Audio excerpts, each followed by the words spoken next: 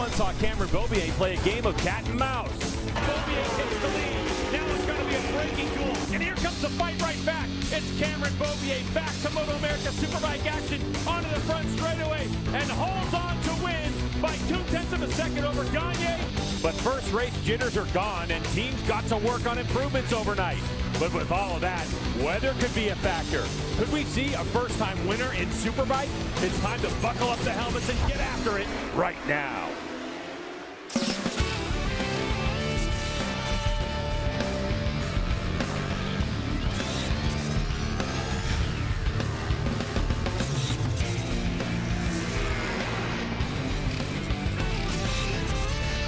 The always drama-filled MotoAmerica AMA-FIM North American Road Race Championship is on deck. It's MotoAmerica Superbikes at Road Atlanta for our first round of 9 for 2024 with Steel Commander Superbike on deck from Michelin Raceway Road Atlanta here in Braselton, Georgia. And riders are all set and ready to get after it. Hello, everyone, and welcome to the broadcast. And welcome to the broadcast booth. I'm Greg White, standing alongside two-time national champ Jason Pridmore. Now, Jason, yesterday we had bright sunshine. It was hot. But today is a different day of racing. Yeah, as if yesterday didn't provide enough drama for us in race 1 here in Atlanta, as we're expecting that to be the case throughout the course of the year. Mother Nature overnight drenched this track. It's been wet all morning. It's been wet for all the warm-up sessions this morning. And this is going to be a tricky race. Well, let's take a look at what happened yesterday. If you didn't get to see it, it's race 1. Yeah, race 1 right off the bat. You see Josh Herrin and Sean Dillon Kelly with Bobby Fong and Jake Gagne right behind. This was the move in the race where Bobby Fong got in there deep into that last corner and just got up underneath Herrin, put Herrin into the gravel. Herrin would put on a charge though, but up in the front, it was these three guys here, Beaubier, Gagne, and Bobby Fong, trading paint, going back and forth. This was with about 2 laps to go. The definitive move was going to come down the back straightaway. That Tyler's BMW, as you can see them coming out of turn 7 here, was able to position himself to get through and get in front of Gagne, and he would out-drag the R1s of Gagne and Bobby Fong to the line. So for Cameron Beaubier, his 60th career win. But Jay, take a look at this. 2023 had 5 wins, 8 podiums, but since he got injured at the, kind of late in the season, it's been 245 days between races, 287 days between race wins. What a comeback for Cameron Beaubier. So very impressive. Well, the third member of our broadcast team, Hannah Loeb, is down on the grid, and it looks like the sun might be poking through the clouds, Hannah.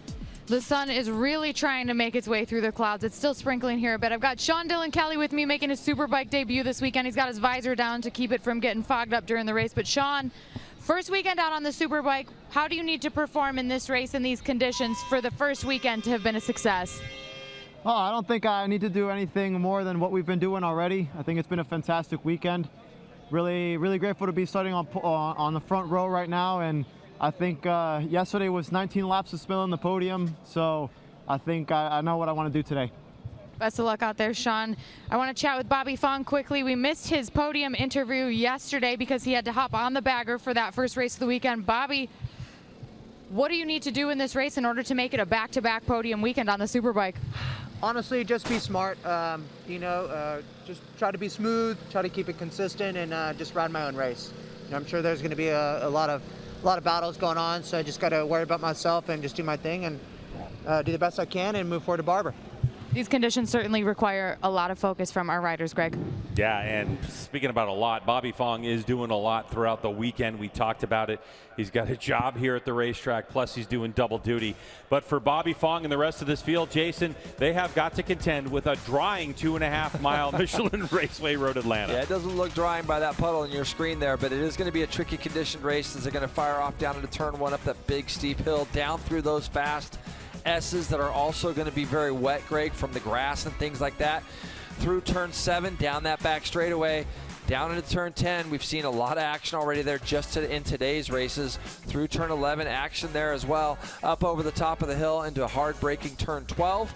And, the thing is, Greg, that the track conditions during this race are going to change every single lap. It's not raining it hardly at all at the moment. Maybe a tiny drizzle in certain spots, but the sun is starting to come out while the track is wet.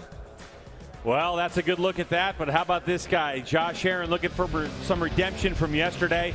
He can be magic in these conditions as well. Keep an eye on the number 2 as we are 6 minutes from race start.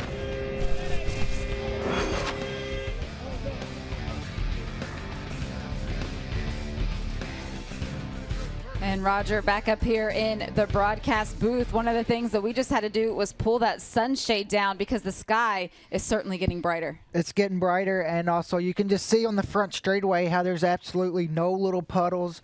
When these guys get going and getting these laps in, this track is gonna change so much, especially if the sun pops out anymore and it starts to get humid, the ground starts getting hot. These guys, it's gonna be difficult to keep up with. You'll see guys when a track dries out like this, if they do start on rains, and you'll see them look for the puddles, and that's because the rain tires are so soft. When the track starts to dry out, you can wear them out really quick. They can actually come apart. So you'll see these guys, if it really starts drying out, you're wondering why they are going through the puddles. They're trying to keep the tires cool. We're being told that a lot of the water that's been standing on the track all day, it is starting to not be there anymore, and very few places left where you're going to find those puddles. And I think just turn 5, you know that there's going to be a little bit of a puddle there. That's where it's been all day. It's going to be hard for that to run off this quick. And then also turn 10. And these guys are going to use this warm-up lap when they get out there, and they're going to be able to see where these puddles are, and they're going to try to avoid them. They'll start the race still on the rain tires, so they're going to be okay when they do come across the puddles. But you can see right there, there's parts of the track where you can start to see the asphalt. We do have Lorette Nicole, who is still down there in the paddock and pit lane area, and she said that there is still a light rain in the air, but it certainly is nowhere near what we've seen all day. And for this race, just as long as it is 16 laps, and that's the thing we talk about, how mentally challenged it is for the rain. It's the same as it dries out as well, because the track is going to get faster each lap. Some laps it's going to get a couple seconds quicker, and whoever can adjust quickest is going to be the strongest. You saw Loris Baz there, some question marks about his right ankle, and he was hoping that it was going to stay wet for this race so it wouldn't be as physically demanding. Just a reminder, make sure you're signed up on MotoAmerica Live Plus. It's going to be the only place to catch all of the action live, and you see the crews now moving away from the riders. They're going to go ahead and give the signal. You have 32 seconds left on that counting board right there at the track right. We're going to send it back to Greg and Jason. We're going to get things going. Steel Commander Superbike coverage is brought to you by Steel Commander Corps, a leading steel building manufacturer offering expertise, innovation, and a dedication to quality. And by Dunlop, the official tire of the MotoAmerica Championship Series. We're back, Michelin Raceway Road Atlanta for Steel Commander Superbike race number 2 of the weekend, and our final Steel Commander Superbike race. And you can see the track is still wet, but Jay, let's take a look at the starting grid. It's Fong, Sean Dillon Kelly, and Heron on the front row. With Gagne Beaubier and Loris Baz. Good to see Loris made it to the grid today, Greg. Cam Peterson, JD Beach, and Hayden Gillum are on row 3. Brandon Posh, Max Flinders, and Benjamin Smith. A little further back, Nolan Lampkin, Ashton Yates, and Jason Waters, with Ezra Beaubier, Giannato, and Alex Orengo there on row number 6, and then William Posse, Danilo Lewis, Bobby Davis, and Manuel Segura. And absent from the grid is Vision Wheel M4X Star Suzuki's Richie Escalante, who had an incident after the checkered flag, and there was a press release that came out overnight, and here's what it says. Escalante was awake and alert after and able to move away from the crash site under his own power. Scans at the hospital revealed a left wrist fracture along with compression fractures in the L1, L2, and L4 in his back. He was held overnight at a local hospital, but has been released and will fly home to Mexico for further medical evaluation and treatment. So that's good to hear on Richie Escalante's front. I don't think, Jason, look, I'm not going to predict the future, but I don't see him coming back to Barber Motorsports Park, but hopefully we'll see Richie healthy and back in action as soon as we possibly can. Yeah, and it was an incident here on the front straightaway with Loris Baz. That's why I said I was happy to see Loris back out there. He had some problems this morning in his warm-up, so we didn't get to see him on the track much in warm-up, but he's back out there on that grid. All right, Jay, warm-up lap. How important is it right now for these riders? They've had a sighting lap, but still the conditions seem to change quite a bit. I mean, when the riders went out initially, turn 1 was still puddly, and it looks dry, almost dry from our condition. So how important is this lap? A lot of these riders right now probably got done watching the race in front of them, which was our Super Sport race. The thing is, Greg, is that, again, this is going to change and it's going to get dicey. And the reason for it is it's not as wet as it has been. They are on rain tires. They're going to go 16 laps. The sun's going to come out, and this place dries quickly. So you can expect tires moving around a ton in the last half of this race as dry lines start to appear and these wet Dunlop tires start getting heat in them. And we'll tell you more about what that's like as the race goes on. But this is going to be a lot of strategy in this race, Greg, about track conditions and riders adapting. 16 laps scheduled for Steel Commander Superbike race number 2. As riders make their way into position. Someone at the back there looked like they were just out of position slightly, so we're waiting for a moment. Normally on a very warm day with cooling tires, this would be dramatically tense for riders, but we're good to go now. All right, so here we go. Upper left part of your screen, you're going to see those red lights come into action, and when they're off, we're away racing. So now revs are up. Here we go. And looks like the front row got a good launch. The number 2, though, of Josh Herron on that Warhorse HSBK Racing Ducati got a good launch, but it's the number 1 Attack Performance Yamaha of Jake Gagne, who will lead us up the hill to turn number 2. Yeah, and this is where it gets tricky. You want to just try to get kind of single file up here. There's not a lot of room. You don't want to get yourself left hung out to dry in this spot because that grass is going to be slippery along with that red clay. One guy that didn't get a good start was Cameron Beaubier. I saw Ashton Yates actually in front of Beaubier as they head through that first 2 and 3 section. At the front, though, it's Gagne over SDK. So Sean Dillon Kelly, straight from Europe, comes here and slots himself into second. And the guy who was quick this morning is in third, JD Beach. JD Beach running third on that Tytler's BMW, and he kept on setting faster and faster times this morning, Greg, in the wet. So for JD Beach, we've seen him win in these conditions before, and he's put himself into third place right off the bat. There's Josh Herron, the number 2, in 4th place. But here we go, our first time down the back straightaway.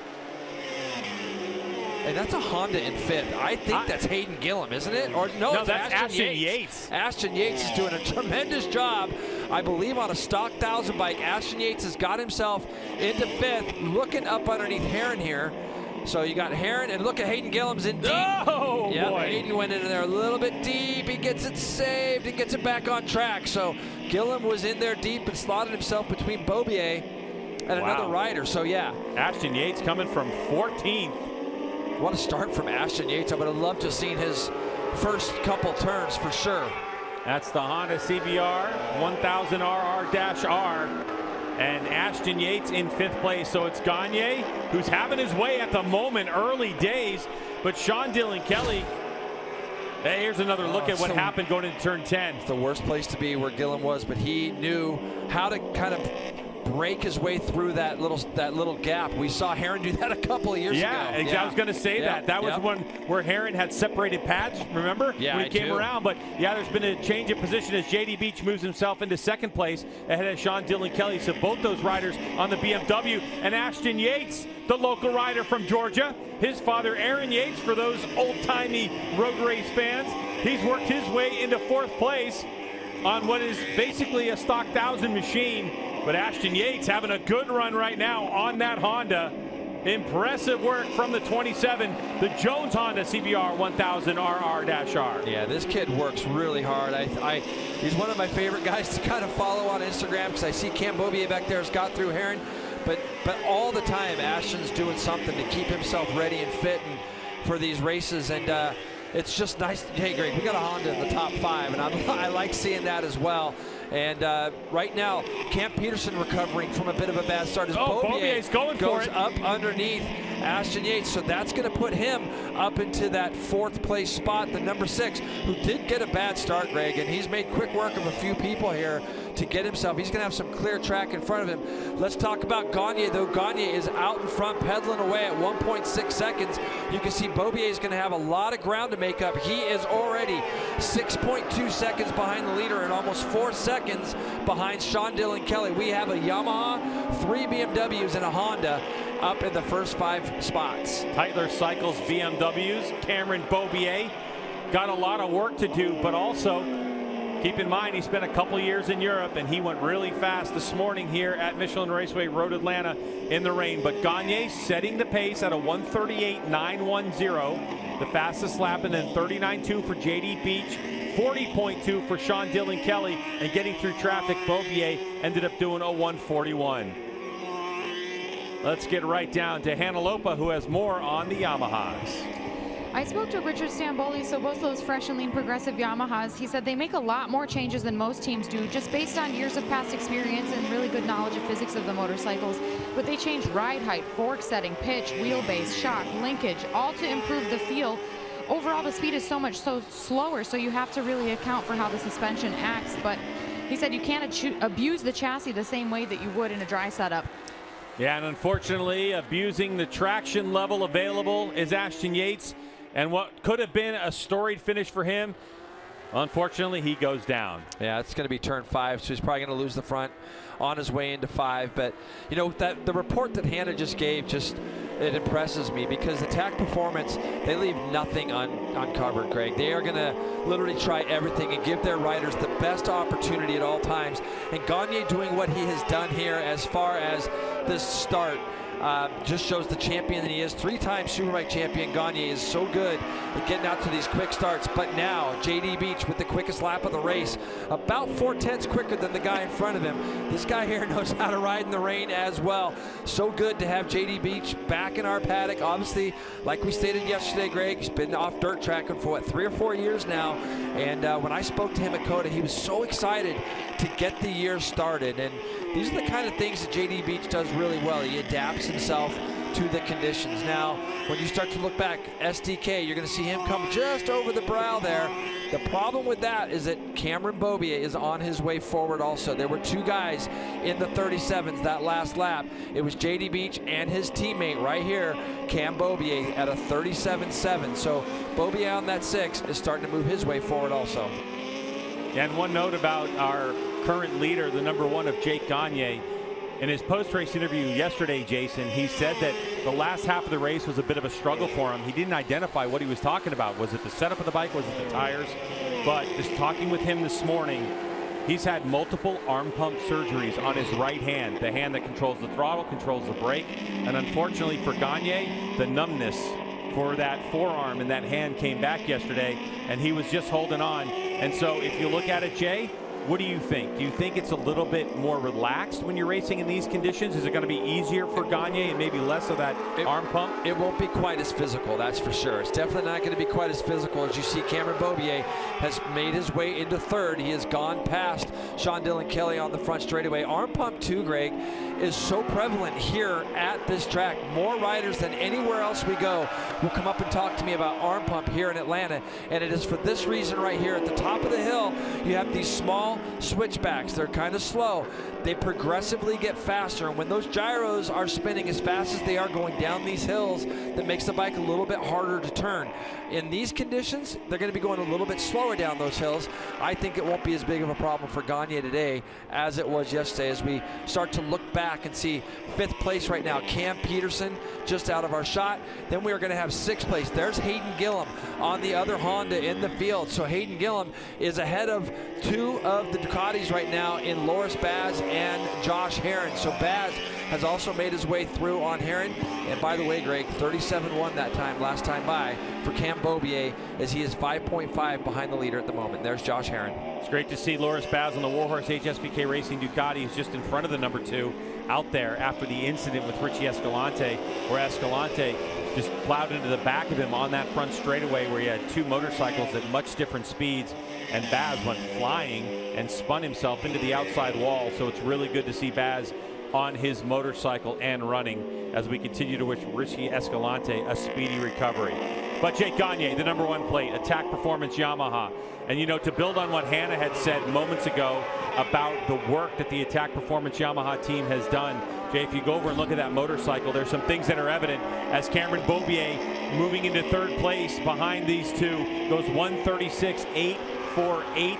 That's nearly a second quicker than Jake Gagne, and he's only 4.9 back. And Jason Pridmore, he's relentless. And we have 10.5 laps to go. Yeah. If Beaubier can maintain this speed, not this lap time, because they're going to get quicker and quicker. Yeah. But the speed difference between the 2 in front of him, we could see Beaubier catching these riders within the next 5 or 6 laps, and all of a sudden we've got a 3-way race for the win. Yeah, and his bike looks so solid right now. I mean, it really does. And you know, there's probably nothing more exciting. As you can see it, Greg, it's starting to dry a little bit there, but there's nothing more exciting than seeing the guys in front of you start to come back at you and knowing that you've got a number of laps, and if you can just try to keep your pace kind of the same, that you can get on the tail end of them.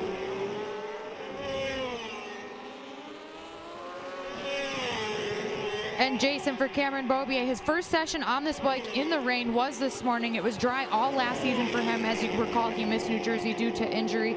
And there's a really difference in these two bikes out front. For Cameron Beaubier, nothing too crazy, really basic rain setup, a little bit more aggressive on the TC map and open up some engine braking, soften the suspension overall, you know, the things we hear from everyone. So just trying to really simplify things and stay focused.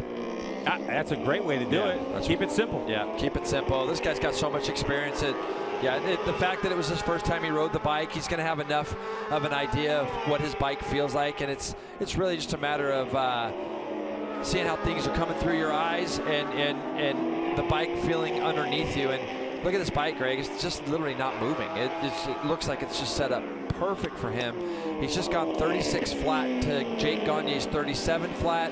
JD Beach at 37.2. So he's reeling these guys in by a second a lap right now, and he's got it down to 3.9 seconds. This is the one spot of the track down here at the bottom of the S's that is still pretty wet, but I'm starting to see some dry track now start to come out.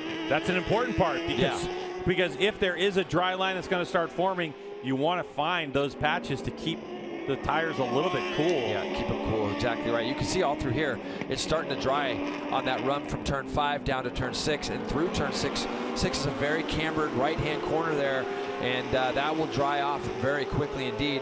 So he's now onto this back straightaway. He's gone fastest first split again. To keep that in perspective, he's gained a half a second on the leaders just in front of him here. And JD Beach goes the fastest second split, only to be outdone again by his teammate. But JD Beach now is within striking distance of Jake Gagne directly in front of him. And both these guys have been teammates in the past as well. Yeah, they certainly have known each other a long time. Gagne, Beach, and Beaubier. I mean, we're going back to Red Bull Rookies Cup MotoGP style. Yep. We're all the way back in 2008. JD Beach won that world championship. There's Gagne's pit board. I was interested to see, Jason, what they were going to tell him. And it's very basic. He's P1, and they're telling him the distance between himself and the person behind him. It said 0.9, but that's unfortunately a little inaccurate as JD Beach continues to push the pace. Now for Gagne, he went 1/10 off his fastest, but he didn't go his fastest. JD Beach did at a 36.1. That was a second quicker. But behind him, Beaubier goes 35.5. So he gains at least 0.6 of a second on JD Beach, and he gains a 1.5 seconds on Jake Gagne the last lap by. Yeah, and it's right now, you just kind of see what's going on here. And if these two engage at all, Beaubier is right on the back of both of them. So it's nice and dry as they get through this little spot here. And to your point, Greg, what that does is that's going to heat up the tires where the dry is. And so there's still enough wet patches out there to cool the tires off. But even out of here right now, it's getting dry. And let's see if JD Beach can draft up to the back of that R1 and get by him as they head down towards turn 10. Ooh, and you can see the softer setup on JD's motorcycle when he's in the draft of that Yamaha, that BMW started to move around quite a bit on that back straightaway. Really controlled there. I thought JD was going to think about going down the inside. That was almost like a little bit of a test run. Yeah, seeing, okay, I got an idea of what Jake's doing now on the brakes as they come into turn 10. Next lap, if he gets that same kind of run on the back straightaway, expect him to try to make that pass down there. Coming across the stripe now, it's going to be 8 laps to go. Cameron Beaubier continues to close the gap, but this time not as big of a chunk. He goes 36 flat, so now the gap is down to 1.2 seconds. It was 1.8 the lap before, so Beaubier still making inroads as we have JD Beach locked onto the exhaust pipe of Jake Gagne, as now it's becoming a three-way battle as Sean Dillon Kelly 13 seconds back from Gagne in 4th with Cameron Peterson, Hayden Gillum in 6th, Loris Baz 7th, Josh Aaron loses a position. Oh, it looks like Josh Aaron falling down the leaderboard. So Posh goes to 8th on that Vision Wheel M4X Star Suzuki. Nolan Lampkin in the top 10 Nolan's doing in a 9th. great job there in 9th, isn't he? Sure is. Yeah, I saw Heron on the front straightaway here gesturing at something, so no. not sure if he's had a problem, so we'll keep an eye on him. as this lead battle continues to get tighter at the front between these three riders. As Beaubier is almost there now. Now JD's a little bit closer this time, Greg, as they come out of that turn 7. He should be able to sniff the draft here. This is going to be Herron coming out of turn last corner. He's got some sort of problem. Looks like the bike's cutting in and out. You can definitely see that. Yeah, so for Herron, another frustrating day at the office as a pass for the lead. JD Beach off the back straightaway is going to take over the spot from the number 1, Jake Gagne. All the while, there's Beaubier within striking distance as well. Now the question is, does Gagne have anything left in the tank? As JD Beach starts to set sail, coming across the line, we're going to see lap times as Beaubier goes fastest lap of the race at a 35.4 to a 35.9 for JD Beach and a 36.4 for Jake Gagne. So now the margin at the start-finish line, Jay, was 0.3 of a second to Gagne and 0.6 of a second to Beaubier. Yeah, and it's hard. It is actually hard. Whoa, Gagne JD Beach just gets a little loose lost there, didn't it. he? Yeah, a little loose. It's hard being the guy leading, you know, because now he's going to see JD come by him and try to run the same pace. Gagne will try to go with him, but the bigger problem is the number 6. He's already proven that he can run the pace. I mean, every time he's come by in the last 5 or 6 laps, with the exception of 1 lap, he's been red on our screen, which is fastest lap of the race. So JD also at that time in the 35s, like you said, but still half a second slower than this man. Yeah, but with this drying track and 6.5 laps to go, you got to be thinking about tire wear. And listen, the riders will let us know what those tires are doing, because if you start seeing them dodging the puddle, see that puddle on the inside? Yeah. If they were desperate to cool those tires down, they might even move over and try to get a little bit of that water. So it hasn't been, look how loose JD's bike is. It's just soft, like you said. It's just soft. It's no big deal. JD likes it wiggling, no problem. But yeah, it's just moving around quite a bit. It's a function of the rain setup that Hannah was talking about earlier. Yep, and then you see those big puddles or rivers that go across the track like that. Even if the track dries, you got to be pretty careful going through there. But right now, we got our top 3 all tied up together here. Let's see where the lap times are now, because that's where you'll start to see some of the degradation of the tires. And Cameron Beaubier looks like he's trying to do something with Jake Gagne as they head down into turn 1. He's not quite close enough. Gagne does a good job there of holding him back. We're starting to see a few of our tail enders. See JD get loose right in the middle. So that's going to be over there, going over those yellow lines as well, Greg. Those yellow lines are going to be slippery also. JD had about almost half a second that time through on Gagne, but now you can see what happens. And this is a horrible place to catch, guys. And look at Gagne. There it goes. He chooses the right way to go, and JD kind of got hung out.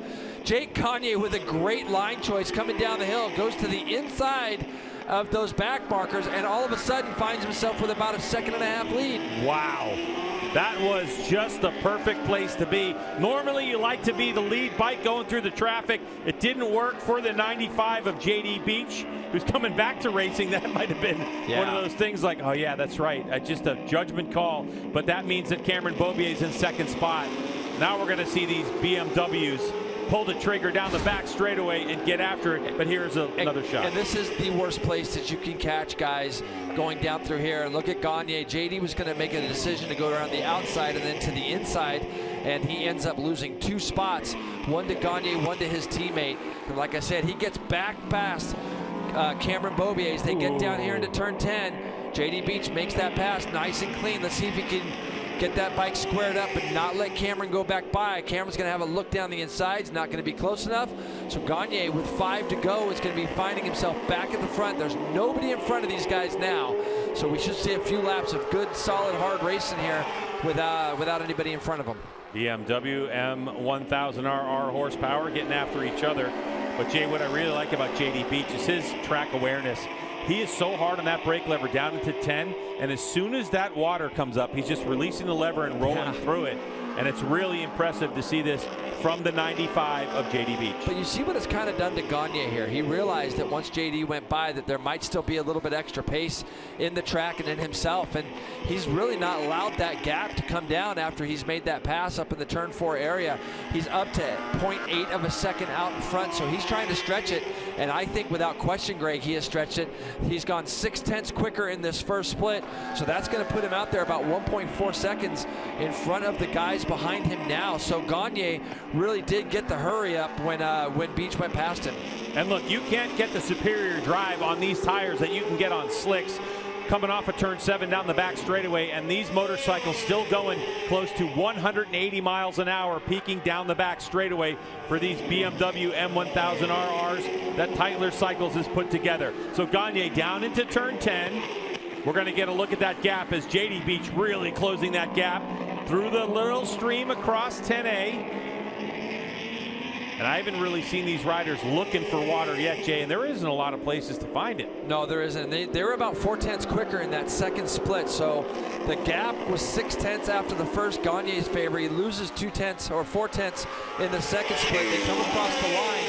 Lap times are very similar. It's almost a second, though. It's 0.9 of a second. I also find it interesting right now that Cam Beaubier, JD again in turn 1. That's the second time in turn 1 that's happened to JD, and Cameron's going to be able to go past him this time. I was just going to say, I don't think that Cameron's been in a big hurry to get past his teammate, and it was just a little mistake there by JD Beach in turn 1 that allowed Beaubier to do something with him going up the hill. Now we'll see if Beaubier's got something for him. JD Beach down. And boy, that happened to Jake Gagne just moments before, where the rear end of the motorcycle went completely sideways, but Gagne able to save it. JD staying in the gas, and it doesn't work out for him. Love this guy, man. He's got so much heart. Yep. He's got that bike upright already. Look at him. He just wants to get this bike started again, and he's got it going, Greg. He's going to get this thing turned around. The gap that he had was, the gap that these guys had was 20 seconds on Cam Peterson. So I'm assuming that Cam probably maybe went through. I'm not sure. I mean, but look at that. Guy falls down at well over 100 miles an hour, runs his bike. Watch this puddle. It's going to send the Tytler's BMW sideways. He's on his head sliding backwards. Bike's going a completely different direction, and this guy's already thinking about getting up and running to his bike, Greg, because every point this year we know is going to count in our MotoAmerica Championship, and he's going to get some good points today, even though this puddle caught him out. That is a fast and scary crash. And of course, for Cameron Beaubier, he saw Gagne go through that puddle that tight, go sideways, and he gave himself a little bit of room where JD Beach went right over it. So for Cameron Beaubier, that last lap, he just goes 135 flat, and now is only a half a second behind Jake Gagne. Look at this guy. He got it back up, Greg. He lost 2 spots. He lost a spot to Cam Peterson, and he lost a spot to SDK. So that's going to promote Cam Peterson on the other Ataki Yamaha R1 up to 3rd. Sean Dillon Kelly 4th, JD Beach 5th, and look at these guys now. They're getting closer and closer together. We are about 2.5 laps away from the finish of this race, and it almost feels a little bit like yesterday, doesn't it? Cam Beaubier has done the work to get there. He's going to be patient and then see if he can pull the trigger on that Tytler's BMW on the last lap again. Gagne just keeps going through that puddle in the S's, and the rear end of that bike breaking loose, and boy, Cameron Beaubier is having none of that. He doesn't want that rear end to break free.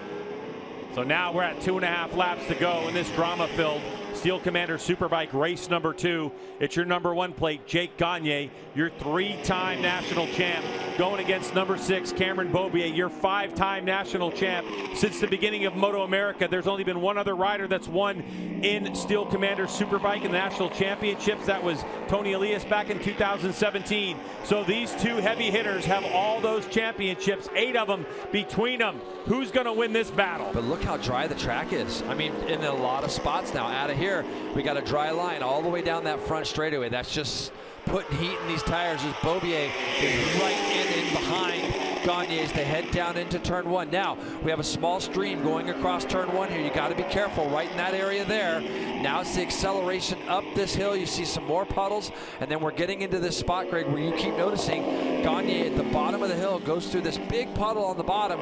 That's the one that caught JD out. Yeah, this is the section right now. We're going to see if Gagne adjusts his line after getting big rear end warnings for a couple in a row. Looked like he did a little bit that lap, didn't he? Yes. Yeah, for sure. And even Beaubier was a little bit wider.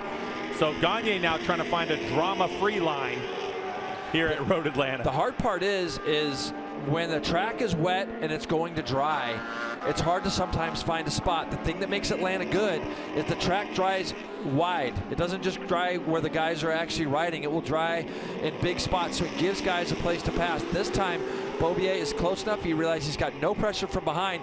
He's well within reach here to draft past this R1 if he chooses so on this lap. Yeah, and he was a bit cagey about it yesterday, kind of waiting until the end to make the big move with the horsepower of the BMW. but there's so much factors, Jay. These are rain tires that they're on in the dry. They're softer suspensions. The bikes are moving around a lot more. These Dunlop tires, especially that rear, just begging for forgiveness at this point. And now they're going to come down to 1 lap to go. Could lap traffic make a difference? Maybe. I think they've got 1 or 2 guys directly in front of them. They're up the road a little bit. The problem is that they're going through the kink at the top of the back straightaway on rain tires on a wet to drying track at 170 plus mile an hour, Greg. So there is a lot going on, and then you've got to try to commit to making a pass going down into turn 10, knowing that there's a puddle going across the track. For Gagne, this is going to be a really important first sector to get through all this as clean as he can. He would love to be able to open up a tiny gap on Beaubier, but I just don't think Beaubier is going to let him do it. I think Beaubier's got something in his back pocket, and that's the long straightaway speed of the BMW. So they make it through that sector, and now we're going through turn 5 and up the hill, and Gagne did not keep that one as tidy as he would like it by any stretch. Now Beaubier is going to close right in on him into turn number 6. No move needed here. All Beaubier needs to do to use the draft and pass maneuver is be nice and close at the exit of this corner, turn number 7. So here we go, the final lap of Steel Commander Superbike race number 2. Gagne gets a monster drive out of there, but Beaubier's behind the bubble, Jason. It's awfully close. Now he's got to figure out what side he's going to pull out too, Greg, because as he gets down to the bottom here, this is where it gets a little tricky at 170 mile an hour. Gagne is going to move over to the left, and he's going to block that pass from Beaubier. He moves back out and does not give Beaubier a shot. Tremendous riding defense there by Gagne. He's got to get the bike squared up out of here and protect that inside. That's exactly what he does as he comes over the top of the hill. One more opportunity for Cameron Beaubier. He's got to go up the inside, but Gagne, very good maneuver to try to close the line off. Beaubier trying to square it up and get a drive, but wheel spin, and it looks like it's going to be the number 1 plate to the line, and he holds off Cameron Beaubier for a 1/10 of a second victory. And now coming down through turns 10A and 10B is going to be the 45 of Cameron Peterson on his Attack Performance Yamaha. And nice Cam Peterson coming out from injury. It looks like Max Flinders has crashed at the top of the hill. I saw some yellow flags, but for Cam Peterson, nice rebound from yesterday to get his championship started. Back on the podium for the South African, and a big victory for him in his march back. And it looks like J.D. Beach has gotten around Sean Dillon Kelly, and so J.D. Beach will take 4th place over SDK in 5th after wadding it up through the S's. J.D. Beach able to pick the bike up and get it going again. A tribute and tip of the cap to the Tytler Cycles team for building a motorcycle and attaching everything to the bike. That stuff didn't fall off when he fell off. But another look at the finish, and that's what 1/10 of a second looks like for Jake Gagne and Cameron Beaubier. And this is the battle that we expected to see on the regular. And boy, the second race of this 20-race season doesn't disappoint. Attack Performance Yamaha, and all the work they were able to do over the winter pays off in such tricky conditions for Jake Gagne. And the rider from Colorado gets it done. Left part of your screen, this is the podium, and these are the riders we're going to hear from when we get back to Michelin Raceway Road Atlanta to talk about Steel Commander Superbike Race 2.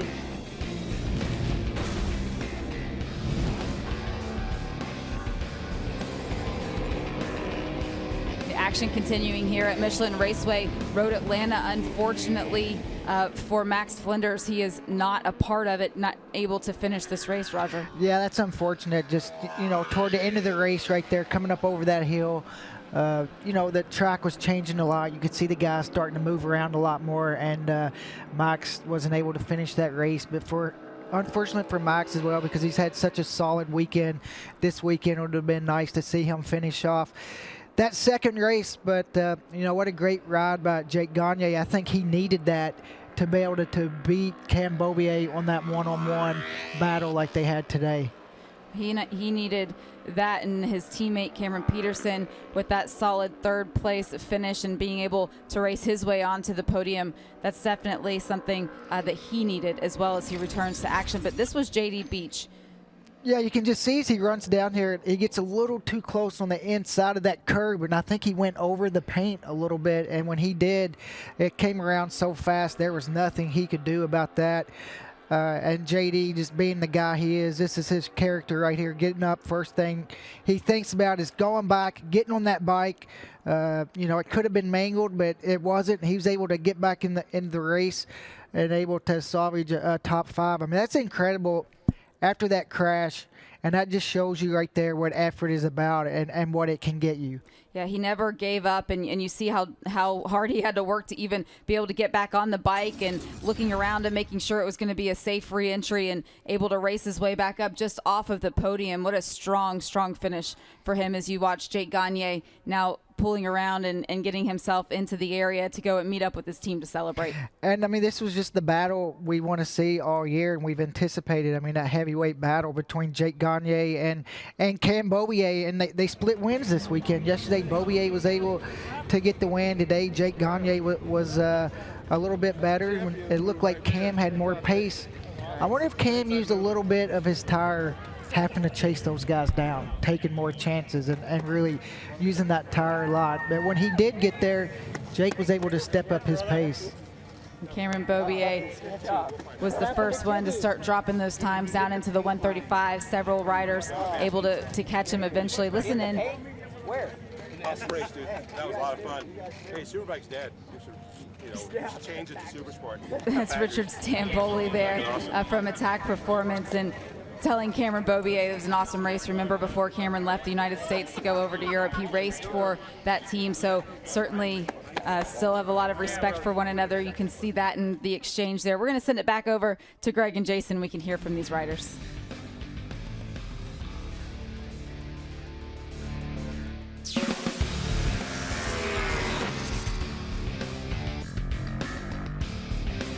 Jake Gagne enjoying celebrations here at Michelin Raceway Road Atlanta in Braselton, Georgia, after a spectacular Steel Commander Superbike race number 2, where Cameron Beaubier hunted down Jake Gagne, but just came up short by right there, 0.119, Jason. Yeah, incredible. I mean, that time Gagne, through all the races the last couple of years that he's had with Beaubier around here, he knew what was coming, and he did a really nice job in those last few turns. Cameron Peterson, good to see him third.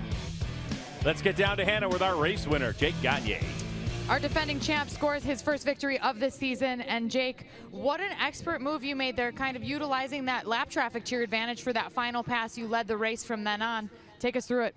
Yeah, it was a wild little moment. I'm pretty sure that was Jiggy leading. Man, he was going fast. Yeah, he kind of went on the outside. I said I'd go at the inside, and so I got lucky on that one. And yeah, Cam came by me once down the straightaway and then kind of squared him up back. But yeah, close race. Amazing for CP to get on the podium. This Attack Performance, Progressive, Yamaha, Rye Helmets, Alpine Stars. All the guys working. You know, to start the year off with a couple podiums and a win is great. Great for the team to have 2 Yamahas up here. Hats off to Cam. He's just going to be some killer competition. Everyone in this Superbike class. And yeah, great race. It was a lot of fun. Really sketchy there at the end. Track was dying quick, and but this Yamaha worked great, so it was a good way to finish the weekend. Congrats, Jake. Thank you so much. Moving on over to second place today, Cameron Beaubier. Cam, a really great performance by you there. How much did that lap traffic really affect the result today? I wouldn't say much. But yeah, I feel like if I got a better start and had a better first couple laps, I would have had maybe had a little more for Jake there at the end. But I smoked my tires pretty good. But no, at the end of the day, he rode awesome. Yeah, he protected that inside line really good, going into 10 and then also in the last corner. So yeah, hats off to that guy. He rode really good. It was a bummer to hear what happened to JD, because he was riding amazing and he was sliding that thing all around. And it's really good to have him back in the paddock, and especially as my teammate. So hats off to my Tyler's guys. Won a first, a second this weekend, and feels really good, and looking forward to going to Barber. Big thanks to Bell, Alpine Stars, the man above, for keeping us safe out here, BMW, and yeah, everyone that came out. Thanks, Cam. Congratulations. Third place today, Cameron Peterson.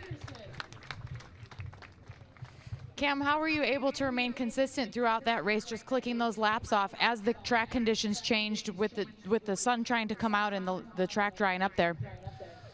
Yeah, honestly, I didn't have a really good feeling this morning. So I started the race so slow and then kind of got into my rhythm and just started chipping away at it and hitting my marks. But the team did an incredible job. You know, they did a lot of work on the bike last year with the rain setup, and yeah, the thing was working pretty damn good. But yeah, a little bit emotional. You know, it's been a long 9 months, and just stoked to be back up here and look forward to the rest of the season. Thanks, Cam. Congrats, guys. Oh, he should be. I mean, it was an outstanding job. Boy, to put yourself back on the podium was pretty good. And by the way, Jiggy Dog is JD Beach's nickname, so that's what Jake Gagne was talking about. But we're going to have our coverage continuing here at Michelin Raceway Road Atlanta when we come back.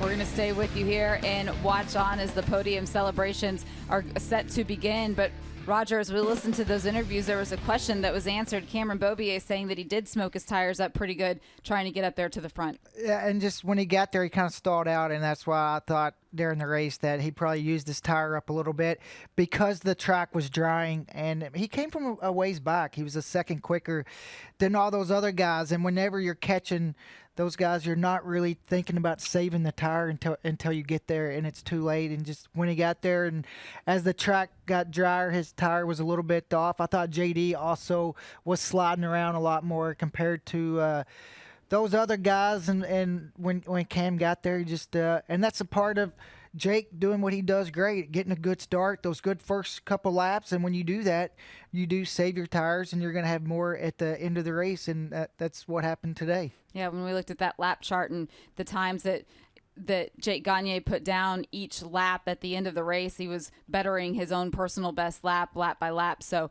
certainly at the end of the race, he came into his own. But the emotion that we saw out of Cameron Peterson after having to set out at the end of last season, recovering, and then coming back this weekend to kick off another season of Superbikes, ending up on the podium. What are those moments? What is he going to remember, you think? Just that he can still do it. And it's tough, too. Not only did he get hurt last year and he had to set out, he struggled last year as well. He tried to deal with that injury all year. And when you're a factory Superbike rider like Cam Peterson, when racing isn't going well, it affects every aspect of your life, your at-home life, because you're thinking about racing all the time. You have a long winter off the CJD there. It's glad to see him get up and okay and make it to the podium. But for Cam, you start thinking, do I still have it? And there's just so much emotional roller coaster, being hurt, going testing. The wrist is still sore testing. And you start thinking, is it ever going to be right? Is my career done? And like I said, it just affects everything that you do. And it's just, you can see the emotion. He's worked really hard to get back out. And you go back to the first race yesterday, you know, passing under yellow, getting a 2-spot penalty, and then he crashes. And it's like, man, is my luck going to change? Is my luck ever going to change? And today he rode smart, and it's great to see him on the podium. And hopefully this will jumpstart his season. He always had the support of his team and everybody over at Attack Performance, the whole Yamaha organization. They put their trust in that he was going to come back, and he was still going to have it, and he was going to be able to do it again. And he is just rewarding all of that trust here this weekend with the performance that he's been able to put in. As you see JD Beach standing there, I know that when we get back to the coverage, we are going to hear from him. So I look forward to what he has to say about the things that unfolded here in the second race to kick off the 2024 championship season, the 10th anniversary of the MotoAmerica Championship. And it's going to be a great season. It's going to be a great season. I mean, the 2 races already this weekend, having 4 or 5 rider battles at the front of Superbike races. We're going to go ahead and send it back to Greg White, Jason Pridmore. I know they're going to send it down to Hannah. Stay tuned. Steel Commander Superbike coverage is brought to you by Steel Commander Corps, a leading steel building manufacturer offering expertise, innovation, and a dedication to quality. And by Dunlop, the official tire of the MotoAmerica Championship Series. We're back here at Michelin Raceway Road Atlanta, where podium celebrations are happening as Jake Gagne gets to stand on top of the podium. Jay, here's what happened earlier to JD Beach. It was a big one there. That's fast, but look at this. Didn't even think twice, did he? He was up and running towards that bike and getting it started and getting going again and getting those fourth-place points. And that resulted in this battle for the win. 1/10 of a second between these two riders. And now, Jason, we get a treat where JD Beach turned Michelin Raceway Road Atlanta into his own personal slip and slide, and he's now with Hannah. He did, and as he was sliding, JD, it looked like you were looking to see where your bike was. Is that true? Yeah, I mean, as soon as I went down, the first thing I thought about was just trying to find the bike and get back on it.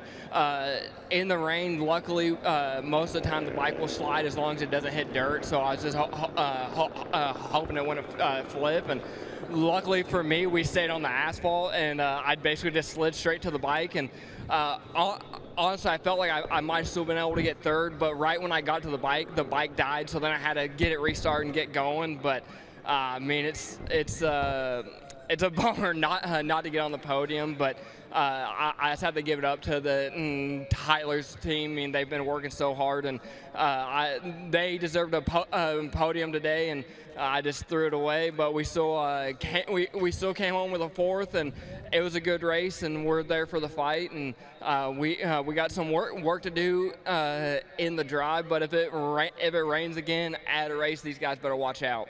Take me through that fight at the front with Gagne and with Beaubier. A lot of back and forth between all of you, some lap traffic mixed in there. Yeah, I was feeling great, and I was just kind of clicking off the laps, and I was just slowly gaining on Jake. And on my pit board, I could see that Cameron was just closing the gap to me just a little bit, so I just tried to push the pace a little bit, and then I got into first, and I was feeling good, and then we came up on the lappers, and they didn't move. And I mean, that's just part of racing. Sometimes it helps, and sometimes it hurts you. And I got passed by Jake and Cameron right there. And for me, I started pushing just a little bit too hard. But I mean, that's part of racing. And then I'm not here to settle for third. And I was going to charge to the lead again, but it is what it is, and we're here to fight another day, and we'll just keep working till Barber. You got to be pretty happy you reeled in SDK for fourth there at the end. Yeah. I reeled him in, and I saw Cameron Peterson down the track a little bit, and if we had a few more laps, I think I would have just kept charging, but it is what it is. We got some solid points, and we still got a long year to go, and I feel like I'm just going to keep learning this bike and getting faster, so I think it's going to be a good year. Thanks, JD. Glad to have him back in the paddock, guys. Yeah, certainly. And you can't say enough, Jason, about the lesson learned for young riders. After JD went down, the first thing he did was look for his motorcycle. Never give up. Always go get your bike and get back after it. We will after this break from Braselton, Georgia.